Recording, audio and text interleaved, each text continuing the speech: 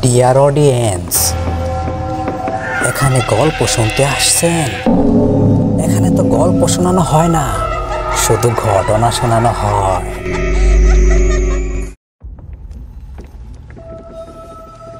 আসসালামু আলাইকুম, welcome back.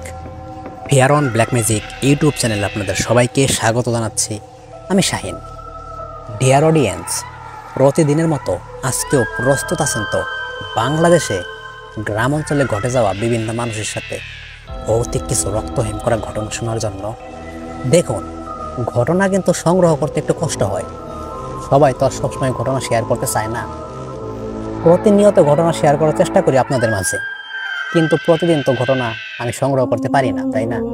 এমনিতে আমার ছোট চ্যানেল, প্রতিনিয়ত ভিডিও আপলোড করা লাগে।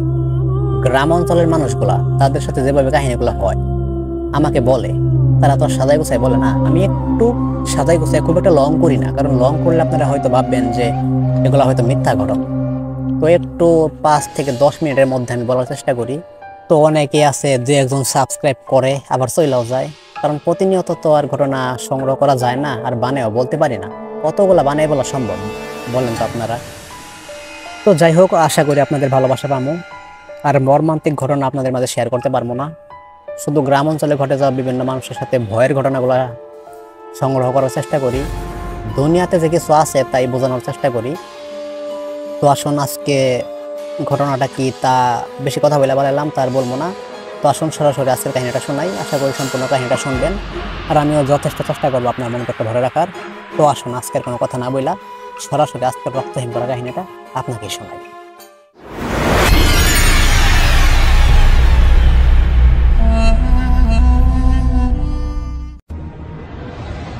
আমার নাম সাদেক আলী। গ্রাম অঞ্চলে বাড়ি আমাদের, এই টাঙ্গাইল জেলার মধ্যে। আমার বর্তমান এবং আগে যে সমস্ত কাজ করতাম তা হইতাছে মাছ ধরা। এক কথায় আমি একজন জেলে। আমাদের এটা গ্রাম অঞ্চল। গ্রাম অঞ্চলে প্রায় 3 থেকে 4 মাস বর্ষার সিজনে পানি হয়। তো সেই রকমই আমি নৌকা নিয়ে যাই বিলের মাঝখানে মাছ ধরতে। প্রতিনিয়ত মাছ ধরি, কখনো কোনো কিছু হয় না। কিন্তু হয় না দেখা যে কখনোই কোনো কিছু হবে না, এর তো কোনো মানে হয় না, তাই না?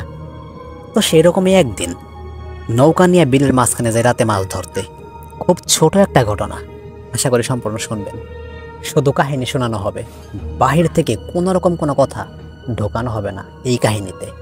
মাছ ধরতে যাই, হাতে একটা জাল, ছোট একটা লাইট, বিলের মাঝখানে, বুঝতে পারতেছেন। প্রতিনিয়ত এই বিলে আমারই মতো অনেক মানুষ থাকে, কিন্তু আজকে কোনো মানুষ নাই। কাহিনীটা আমি এখন বুঝতে পারি। সেদিন মানুষ ছিল না, পরিবেশটা নির্জন ছিল। হয়তো এর জন্যই আমার সাথে কিছু একটা হবে দেখা। তো সেই রকমই সেই বিলের মাঝখানে নৌকা নিয়ে আমি গেছি, মোটামুটি কিছু মাছ ধরছি। হঠাৎ করে মনে হইল আমার নৌকাটা কোনো কিছুর সাথে একটা ধাক্কা লাগলো। ধাক্কাটা এত জোরে লাগলো আমি প্রায় নৌকা থেকে পইড়াই যাইতে নিছিলাম, কিন্তু কোনো রকম শক্ত হয়ে আটকেছিলাম, পড়ি নাই। তখন আমি বোঝার চেষ্টা করলাম ধাক্কাটা কিসের সাথে লাগলো। এই স্থানে আমি প্রতিনিয়ত আসি এবং আমি জানি এখানে ধাক্কা লাগার মতো কোনো কিচ্ছু নাই, কিন্তু আজকে কিসের সাথে লাগলো? মর্মান্তিক কাহিনী যদি হয় এভাবে কি হয়? প্রথমে আমি যা দেখি তা হইতাছে একটা কালো সাপ, মোটামুটি অনেকটা বড় আর প্রচুর পরিমাণে মোটা। এইরকম সাপ এর আগে আমি কখনো দেখি নাই। সাপটা তার লেজ দিয়া আমার নৌকার একটা বাড়ি মারলো, বাড়ি মারা সেখান থেকে চলে গেল। তো আমি ভাবলাম যেহেতু বিলের মাঝখানে, হয়তো এটা অন্য কোনো সাপই হবে। কিন্তু পরবর্তীতে যে আমার সাথে এরকম কিছু একটা হবে তা আমি কখনো কল্পনাও করতে পারি নাই। বিলের মাঝখান, রাতের বেলা, আমি খেয়াল করলাম পানির উপর যা কিনা অসম্ভব তাই কিনা সম্ভব হইতাছে। কিরকম? একটা আগুনের গোলা পানির উপরে ভাইসা ভাইসা আমার দিকে আসতেছে।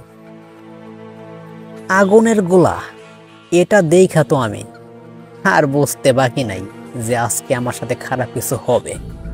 সে আগুনের গোলাটা আমার দিকে আসতেছে। বিলের একদম মাঝখানে আমি চিন্তা ভাবনা করি যত দ্রুত এখান থেকে চইলা যাওয়া যায় ততই আমার জন্য ভালো। যেই কিনা নৌকাটা আমি পিছনে দিয়ে ঘুরাইলাম, তখন দেখি আমার সামনে পানির উপর একটা মেয়ে দাঁড়াইয়া আছে। মেয়েটার বয়স কত শুনবেন? সর্বোচ্চ 8 থেকে 10 বছরের মধ্যে। এবং মেয়েটা কে এটাও সব থেকে ভাবার বিষয়। মেয়েটা হইতাছে আমাদের গ্রামেরই একটা ছোট মেয়ে। মেয়েটা সর্বোচ্চ 2 সপ্তাহ আগে এই বিলের মাঝখানে পইরা মারা গেছে। নৌকা দিয়ে 2 থেকে 3 জন পোলাপান ছোট ছোট বাচ্চা বেড়াইতে আসছিল। এই মেয়েটা সাঁতার জানে না, এখানে পইরা মারা গেছে। তার সাথে যারা ছিল তারা তাকে বাঁচাতে পারে নাই। ছোট ছোট বাচ্চা, বুঝতে পারতেছেন? এই মেয়েটাকে আমি দেখতে পারতাছি। সেদিনে আমি নৌকার উপর সেন্সলেস। পরের দিন সকালে আমার ঘুম ভাঙে সেই নৌকার উপরেই। তখন দেখতে পারলাম সকাল 6টা আনুমানিক। সূর্যটা পুরোদমে দেখা যাইতেছে না। বুঝতে পারলাম শরীরে প্রচুর পরিমাণে জ্বর উঠতেছে। বাসার দিকে রওনা দিলাম। বাসায় যাওয়ার পর সবাই চিন্তা করতেছে, রাতে গেলাম মাছ ধরতে, সারা রাত কইছিল। সম্পূর্ণ কাহিনীটা শেয়ার করি।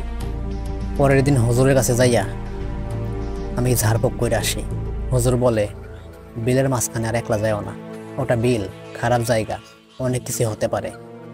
তারপর থেকে মাছ ধরতে আমি অবশ্যই যাই। রাতের বেলা একলা যাওয়া অসম্ভব। যাই, অবশ্যই যাই, কিন্তু সাথে লোক নিয়ে যাই। যা দেখছি জীবনে ইতিহাসে থাকবো আমার জীবনে। তো ডিয়ার অডিয়েন্স, শুধু ভয়ের কাহিনী, এর থেকে বেশি আমি সাজাই বলতে পারবো না, যেহেতু ছোট কাহিনী। তারা আমাকে 2-1 অক্ষরে বইলা দেয়। তো আশা করি কাহিনীটা ভালো লাগছে। কেমন লাগছে এটা আপনারাই ভালো জানেন। আমি একটু বলার চেষ্টা করছি। যদি এরকম কাহিনী প্রতিনিয়ত শুনতে চান অবশ্যই চ্যানেলটা সাবস্ক্রাইব করবেন। আজকের কোনো কথা বলবো না। তো আমি শাহিন আজকের মতো বিদায় নিচ্ছি। ইনশাল্লাহ আগামীকাল আবারও আসবো একই সময় নতুন কোনো রক্তহীন করা ঘটনা সংগ্রহ করার পরেই। কোনো দিন সংগ্রহ হয় না, তার জন্য সেদিন আপলোড করতে পারি না। তো সেই পর্যন্ত সবাই ভালো থাকবেন, সুস্থ থাকবেন এবং ফেয়ার অন ব্ল্যাক ম্যাজিক এই ছোট ইউটিউব চ্যানেলের সাথে থাকবেন। ধন্যবাদ।